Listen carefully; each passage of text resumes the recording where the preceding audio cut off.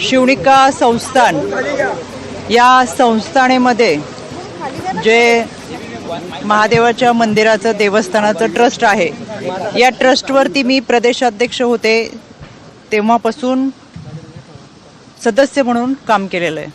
माझ्या समवेत समाजातील वेगवेगळ्या क्षेत्रातील अनेक प्रतिष्ठित नागरिक, अनेक मान्यवर या ट्रस्टवर होते आणि या ट्रस्टवर मी जेव्हा होते त्याच्यानंतर मी आयोगाचे अध्यक्ष झाले।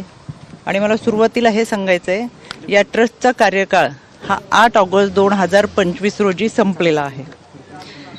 खरं तर समाजामध्ये आपण आयुष्य जगत असताना कोणाला ना कोणाला गुरु मानत असतो।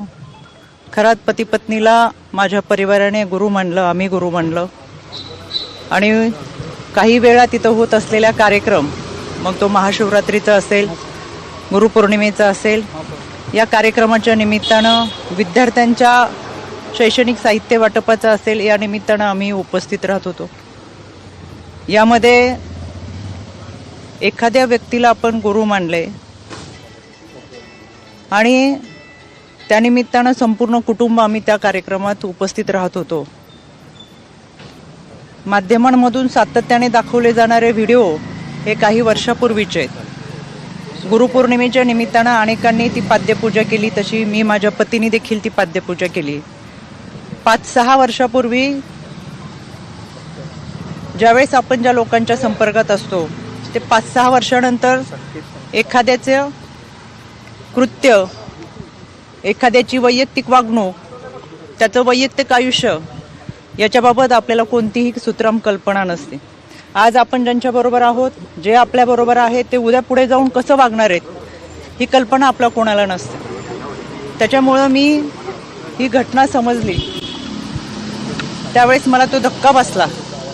मी लगेच ते ट्विट देखील केले सुरुवातीला की या देवस्थान ट्रस्टशी माझ्या कुटुंबाचा संबंध आहे, पण खरात आणि त्याच्या वैयक्तिक आयुष्याबद्दल काही माहिती असायचं कारण नव्हतं।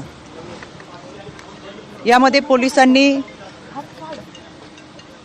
खोलवर निष्पक्षपणे तपास करावा हे मी परवाच सांगितलेलं आहे। त्याच्यासाठी आज मी पोलीस महासंचालक यांची भेट घेतली, त्यांना देखील या तपासाबाबतचं पत्र दिले, जे मी तुम्हाला माध्यमातून सुद्धा दिले। त्यानंतर मी राज्याचे मुख्यमंत्री आदरणीय देवेंद्रजी फडणवीस साहेब यांची भेट घेतली, त्यांनाही ते पत्र दिले, ते मी तुम्हाला माध्यमातून दिलेले। मी आता आदरणीय सुनेत्रा वहिनी, राष्ट्रवादी काँग्रेस पक्षाच्या आमच्या राष्ट्रीय अध्यक्ष, आमच्या नेत्या यांची भेट घेतली आणि एकंदर हा सगळा घटनेचा तपास हा पारदर्शकपणे व्हावा, निष्पक्षपणे व्हावा यासाठीची मागणी केली। यामध्ये आपण काही लोकांवर विश्वास ठेवतो, एक आध्यात्मिक श्रद्धा आपली असते, एक आध्यात्मिक भावना असते। माझं संपूर्ण कुटुंब हे वारकरी कुटुंब आहे, त्याच्यामुळे आमची जी श्रद्धा होती ती आध्यात्मिक दृष्टिकोनातून होती आणि म्हणून आम्ही कुटुंब ह्या देवस्थानशी जोडलं होतं। पण त्याची दुसरी जी बाजू आहे ती कधी आमच्यासमोर आली नाही, काही माहीत असायचं कारण नाही। वर्षातल्या काही कार्यक्रमांना उपस्थित राहत असताना काही कालावधीसाठी आम्ही तिथं असायचो।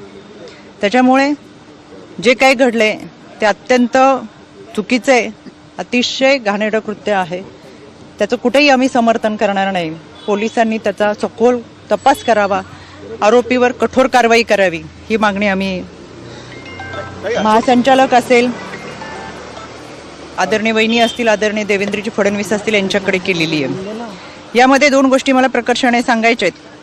काल कोणी एक पत्रकार, खबरदार पुढारी यांनी त्यांच्या वर्तमानपत्रात एक बातमी दिली होती 19/3/2025 ला। ही बातमी आमच्या